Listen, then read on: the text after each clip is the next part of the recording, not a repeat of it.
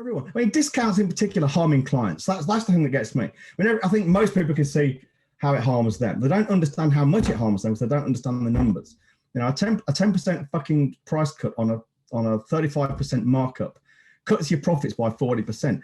Switch it round, it means you can almost afford to, you can afford to lose almost a third of your sales and make the same amount of money. So just going to the numbers, it means you can probably leave work on around late Thursday morning and have the rest of the week off. So Thursday afternoon and Friday off and make the same amount of money. Well, that's worth doing, but wouldn't it be better to keep working and make even more? That's with a shitty 10% price cut or increase on a 35% markup. I mean, no one pisses and moans about 10%, surely. And most people could probably sustain, we've got guys selling at 22.5%, 50%, 100%, 312%, even 1,000% more. Imagine how much extra money they're making. But so everyone knows that price cuts and price increases are either bad for or good for, depending on which one you do, because you make more money, free at the time, get better customers and things, and the rest of it. What they don't understand is a price cut. I've got a really fucking bad headache. A price cut actually harms.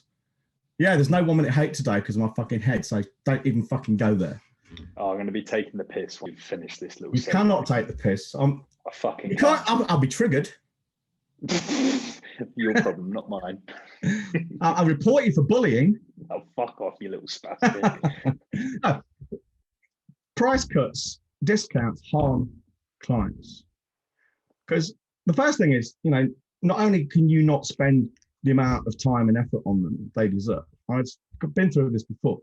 If I charge 10 people £1,000 to write a sales letter every month, I've got, 10 people want my time and effort. That's 2 people, 3 people a week. I can't do that. Not at your age. Not at any age. No one can sustain, probably 2 and a bit sales letters a week, constantly, consistently. Not good quality. You just can't. So it must needs your clients are getting inferior service. If you're doing something like, and this is again a thing I don't really understand. Most people seem to understand. Say you're a fit pro, or any kind of healthcare professional, or even a marketer like me. If you are dishing out high quality advice, and your clients are not taking it, then that's bad for them. Well, if you're not charging them a decent amount of money, they've got no incentive to take it, especially if it's uncomfortable. So for us, we would say to someone, put your prices up, stop getting on the phone with people, close your office so people can't just walk in. We'd have a list of maybe a dozen things people have got to do, most of which are uncomfortable and counterintuitive. If they won't do them, any money they've spent with us is wasted, and they're not getting the benefit of any of it. Yeah. Right. If we charge them £1,000 for that advice and they ignore it and they think I've only lost 1,000, it doesn't matter. If we charge them 50k for it and they don't do it, that's a fucking big deal.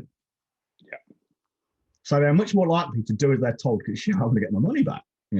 I want to do this thing. Well, it's the same with being a fit pro. If your customers and your clients, you've paid them so little, it doesn't matter if they just ignore your advice and carry on drinking and eating and smoking, whatever. Who cares? Well, they care because they're not getting the results. And it can damage you because eventually they'll go away and say, well, I'll work with John and Connor and it didn't do anything. They'll forget the fact they didn't actually fucking do anything themselves. I was in that program, it didn't work for me. No, what you mean is you didn't do it. I can think of 2 names of previous clients that I wish we charged fucking triple for to get them to pull their fingers out their arseholes. Yeah. And it's not like they bought something that was cheap either. No.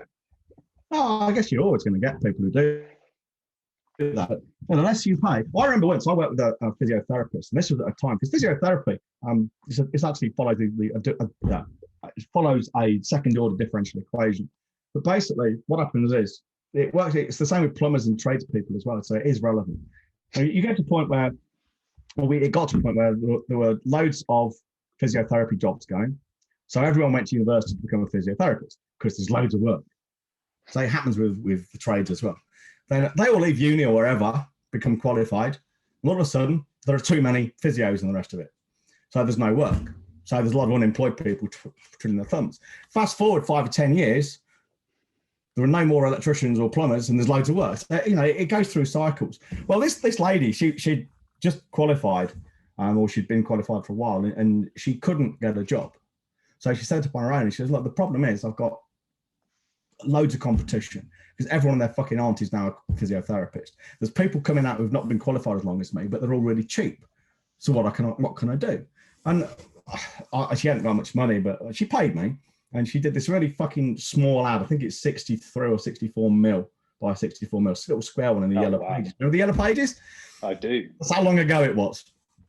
And she said to me probably 6 months later, she said, my only regret, John, is I didn't pay you more and pay more for a bigger ad, because she had people driving past the front door of other physiotherapists to get to her and to pay her more than the closer people, simply because she knew what she was doing.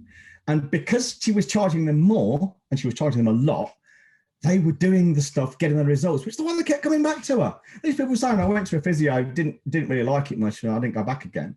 Well, if they'd have paid these people 10K or 5K as opposed to £15 an hour, they would have gone back and they would have got the results. It's not difficult, but it's not intuitive. And people do think, oh, I'll just sell it cheap, it'll be okay. It won't be okay. It's a stupid idea.